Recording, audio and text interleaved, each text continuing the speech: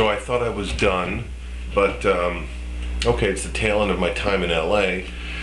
And I'd be lying if I didn't say Nietzsche was a big part of the mix that goes into, excuse me, who I am as such. And but this channel is devoted just to Nietzsche. I want to honor him that way. Been such a big part. There's the link there. Yeah. And so if you want to know more, you can go to Brian Terraz. Otherwise, just I'm going to recite Nietzsche for you. I know there's a couple of good Nietzsche channels on YouTube, and you can check them out and all that stuff. This is a recitation of Walter Kaufmann, whom I love best. I don't like Hollingdale and the rest, Mencken, whatever.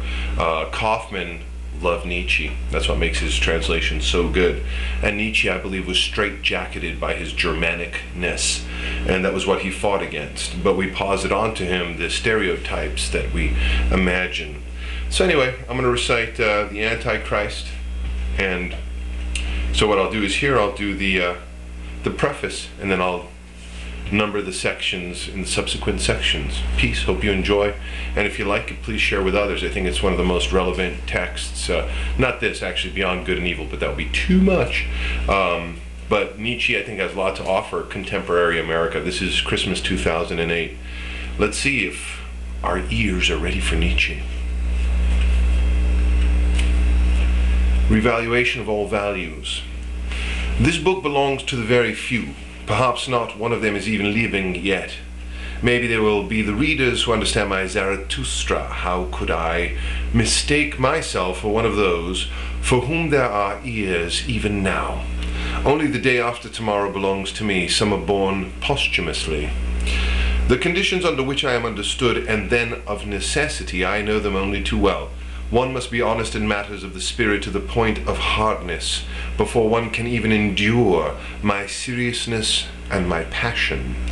One must be skilled in living on mountains, seeing the wretched ephemeral babble of politics and national self-seeking beneath oneself.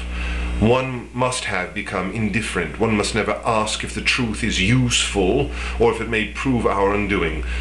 The predilection of strength for questions for which no one today has the courage for the forbidden, the predestination to the labyrinth, an experience of 7 solitudes, new ears for new music, new eyes for what is most distant, a new conscience for truths that have so far remained mute, and the will to the economy of the great style.